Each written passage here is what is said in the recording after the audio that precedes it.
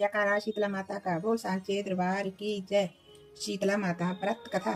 श्री गणेशाय नमः। एक बार शीतला माता ने सोचा कि चलो आज देखूं कि धरती पर मेरी पूजा कौन करता है, कौन मुझे मानता है। यही सोचकर शीतला माता धरती पर राजस्थान के डुगरी गांव में आई और देखा कि इस गांव में मेरा मंदिर नहीं है और ना ही कोई मेरी पूजा करता है। शीतला माता गांव की गलियों में घूम रही थी, तभी एक मकान के ऊपर से किसी ने चावल का उबला पानी मांड नीचे फेंका। वह उबलता पानी शीतला माता के ऊपर गिरा, जिससे शीतला माता के शरीर में फफोले छाले पड़ गए। शीतला माता के पूरे शरीर में जलन होने लगी।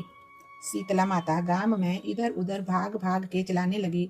अरे मैं जल गई, मेरा शरीर तप रहा है, जल रहा है, कोई मेरी सहायता करो। लेकिन उस गांव में किसी ने शीतला माता की सहायता नहीं की।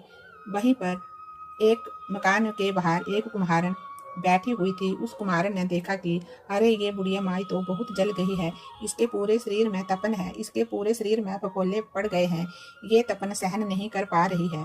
तब उस कुम्हारन ने कहा, हे माँ, तू यहाँ आकर के बैठ जा, मैं तेरे शरीर के ऊपर ठंडा पानी डालती हूँ। कुम्हारन ने उस बूढ़ी माई पर खूब ठंडा पानी डाला और बोली, हे माँ, मेरे घर में रात की बनी हुई राबड़ी रखी है, थोड़ा दही भी है, तू कुछ दही राबड़ी खा ले। तब बूढ़ी माई ने ठंडी ज्वार के आटे की राबड़ी और दही खाया तो उसके शरीर को ठंडक मिली।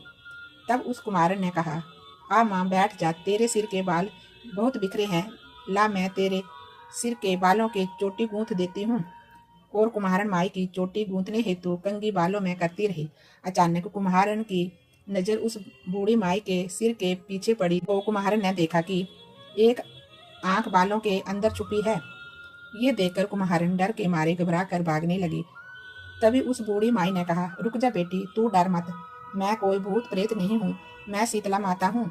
मैं तो इस धरती पर देखने आई थी कि मुझे कौन मानता है, कौन मेरी पूजा करता है। इतना कहकर माता चार भुजा वाली हीरे जवाहरात के आभूषण पहने, सिर पर स्वर्ण मुकुट धारण किए अपने असली रूप में प्रकट हो गई। माता के दर्शन कर कुम्हारन सोचने लगी कि अब मैं गरीब इस माता को कहाँ बिठाऊं। तब माता बोली, हे बेटी, तुम किस सोच में पड़ गई। तब उस कुम्हारन ने हाथ जोड़ करके आंखों में आंसू बहाते हुए कहा, हे माँ, मेरे घर में तो चारों तरफ दरिद्रता बिखरी हुई है, मैं आपको कहाँ बिठाऊं। मेरे घर में ना तो चौकी है, ना बैठने का आसन है।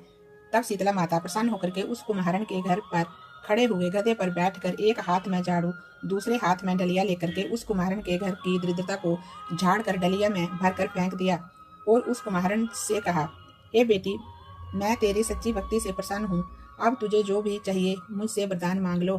तब कुम्हारन ने हाथ जोड़ करके कहा, हे माता, मेरी इच्छा है अब आप इसी डुगरी गांव में स्थापित होकर यही निवास करें और जिस प्रकार आपने मेरे घर की दरिद्रता को अपनी झाड़ू से साफ कर दिया, ऐसे ही आपको जो भी भक्त होली के बाद की सप्तमी को भक्ति भाव से पूजा कर अष्टमी के दिन आपको ठंडा जल, दही बासी ठंडा भोजन चढ़ावे, उसके घर की दरिद्रता को दूर करना एवं आपकी पूजा करने वाली महिला का अखंड सुहाग रखना, उसकी गोद हमेशा भरी रखना।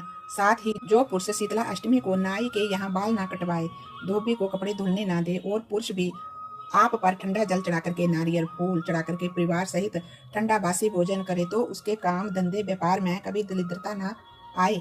तब माता बोली, तथा अस्तु, हे बेटी, जो तूने वरदान मांगे हैं मैं सब तुझे देती हूँ। हे बेटी, तुझे आशीर्वाद देती हूँ कि मेरी पूजा का मुख्य अधिकार इस धरती पर सिर्फ कुम्हार जाति का ही होगा। तभी उसी दिन से डुगरी गांव में शीतला माता स्थापित हो गई और उस गांव का नाम हो गया सील की डुगरी। जय शीतला माता की। बोलिए शीतला माता की जय।